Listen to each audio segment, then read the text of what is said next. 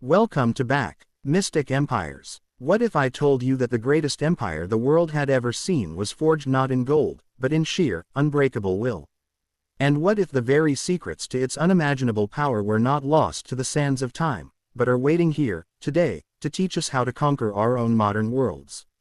This is the story of the Assyrian Empire, the warriors of the ancient world. This isn't just a history lesson. This is a masterclass in resilience. A blueprint for building something that seems utterly impossible, and then defending it against all odds. For over 1500 years, the Assyrians didn't just exist, they dominated. They emerged from a small, vulnerable city-state, Ashur, nestled on the brutal banks of the Tigris River, and they transformed themselves into an unstoppable force that stretched from the Persian Gulf to the Nile, from the mountains of Turkey to the deserts of Arabia. They were the first true superpower. And their story, their rise, their reign, and their ultimate fall, is packed with lessons that scream across the centuries, directly into our lives, our businesses, and our personal struggles. Imagine the scene, the city of Ashur, around 2000 BC. It's not a place of lush, fertile fields and easy living. It's a harsh, unforgiving landscape. To the north and east, fierce mountain tribes. To the west and south, rival kingdoms and sprawling deserts.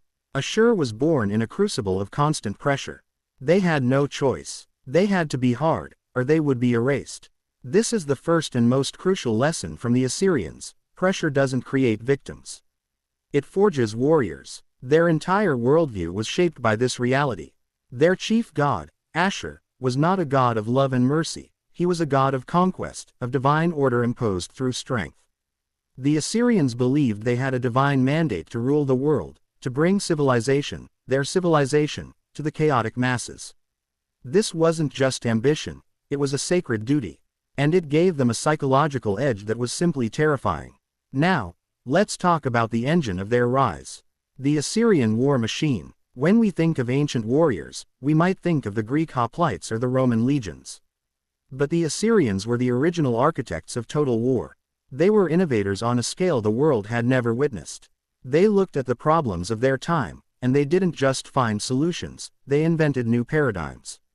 First, iron. While their enemies were still using softer bronze, the Assyrians mastered the production of iron weaponry. Their swords were sharper, their spear points were stronger, their armor was more resilient. They understood that technological superiority is the ultimate force multiplier. They didn't just have soldiers, they had the best equipped soldiers on the planet. Think about that in your own life. Are you using the bronze tools of yesterday to fight the battles of today? The Assyrians teach us to constantly seek and upgrade, to innovate, to adopt the iron in our own fields, whether that's a new skill, a new technology, or a new mindset. Second, and this is perhaps their most brilliant innovation, they created the first professional standing army. Before the Assyrians, armies were often seasonal. Farmers would pick up their spears after the harvest, go off to fight, and then return to their fields. The Assyrian army was a full-time, paid, drilled, and disciplined force. These were career soldiers. They trained every single day. They developed specialized units. Charioteers who could smash enemy lines, cavalry for lightning-fast attacks, archers who could unleash storms of arrows, and siege engineers who were the ancient equivalent of special forces. And the siege engines, the Assyrians, were the masters of the impossible task. They looked at a massive, fortified city with walls 50 feet high and said, "We will go through the wall, over the wall, or under the wall." They invented the battering ram, a monstrous machine on wheels, protected by a leather canopy, that could pound gateways into dust. They built massive siege towers, taller than the walls themselves, to allow their archers to rain death down upon the defenders. They even dug tunnels to undermine fortifications. There was no defense they could not overcome. There was no problem they considered unsolvable. When you face a seemingly insurmountable obstacle in your life, a project that seems too big, a goal that feels too far, remember the Assyrian siege engineers. They didn't see a wall as a stop sign. They saw it as a puzzle, a challenge that demanded a creative, relentless, and powerful solution. Break your problem down. Build your battering ram. Construct your siege tower. You have that same capacity for relentless problem solving within you. But technology and tactics are nothing without the human spirit. And the Assyrian spirit was one of absolute, unshakable discipline. Their discipline was legendary, and it was enforced with a severity that shocks us today. The annals of their kings are filled with graphic accounts of their victories, and they make for difficult reading. Flaying rebels alive, impaling enemies on stakes, deporting entire populations, these were tools of psychological warfare. The message was simple and brutal: resistance is futile. Submit, or be erased. While we rightly recoil from such brutality, we can extract a core principle: the power of an unwavering standard. The Assyrians held themselves, and their enemies, to an absolute standard of consequence. There was no ambiguity. In our own pursuits, do we have that kind of discipline? Do we hold ourselves to a non-negotiable standard, or do we make excuses when things get difficult? The Assyrian lesson here is not about cruelty, it's about the raw power of commitment. It's about removing the option of failure from your mind. This discipline and this war machine allowed them to build something miraculous: the first truly centralized, bureaucratic empire. This is where the Assyrians stop being just warriors and start being master administrators, the original architects of a multinational corporation. They conquered a vast territory filled with different peoples, languages, and gods. How do you control it? You don't just plant a flag and leave. You build a system. The Assyrians created a network of royal roads, a communication highway that allowed messages to travel from the farthest province to the capital, Nineveh, in a matter of days. They established a system of governors and officials loyal only to the king. They standardized weights, measures, and laws. And they used a policy of mass deportation, moving rebellious populations to new lands where they had no roots and could not easily revolt. They were masters of control, of logistics, of scale. They understood that conquest is one thing, but building a lasting institution is another. You can be a brilliant starter, a fantastic innovator, but without a system to sustain your success, it will all crumble. The Assyrians built the system. And at the heart of this system was the crown jewel: the library of Ashurbanipal. King Ashurbanipal was not just a warrior king, he was a scholar king.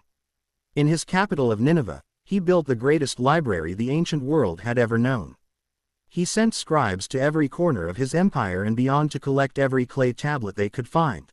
Literature, medical texts, religious rituals, scientific observations, and the epic stories of old, like the Epic of Gilgamesh. He wasn't just collecting stories. He was consolidating knowledge. He understood that the ultimate power is not just the power of the sword, but the power of the mind. The power of information. In that library, the collective wisdom of Mesopotamia was preserved. This is a profound and beautiful paradox. The most feared warriors in the ancient world were also the greatest curators of knowledge. They knew that to rule the world, you had to understand it. Are you building your own library? Are you constantly seeking knowledge, consolidating information, and understanding the world around you? True power, the Assyrians teach us, is a combination of brutal strength and profound wisdom. For centuries, they seemed invincible. Their empire was the definition of stability and power. But then, something happened. The unthinkable occurred. The immortal empire began to die. And the reasons for its fall are as instructive as the reasons for its rise. The empire had become too vast, its borders too long to defend. The constant warfare, while successful, had drained its resources and created a sea of hatred among the subjected peoples. The Assyrian kings, believing in their own invincibility, became arrogant. They failed to see the rising powers on their periphery, the Medes from Iran and the Babylonians, whom they had previously dominated. These former victims united. They saw a giant that was overextended, tired, and hated. And they struck. The final act was swift and catastrophic. In 612 BC, a combined army of Medes and Babylonians laid siege to Nineveh itself. The city, with its massive walls and immense fortifications, was believed to be impregnable. But the attackers had learned from the masters. They used the Assyrians' own tactics against them. They besieged the city, they diverted the river to undermine the walls, and they broke through. The great city of Nineveh, the nerve center of the empire, was sacked and burned. The fire was so intense that it baked the clay tablets in Ashurbanipal's library, paradoxically preserving them for archaeologists to find thousands of years later. The Assyrian Empire, the colossus that had bestridden the world, vanished from the pages of history almost overnight. So, what are the final timeless lessons from the warriors of the ancient world. Their story is a powerful, dramatic cycle of rise, reign, and fall that holds a mirror to our own ambitions. First, your greatest weakness can be the fuel for your greatest strength. The Assyrians took their vulnerable position and used it to forge an identity of relentless strength. Your challenges, your pressures, your struggles, they are not there to break you. They are there to build you. Embrace the crucible. Second, innovation and discipline are the twin engines of success. Never stop seeking your iron. Never stop building your siege engines for the problems in your life.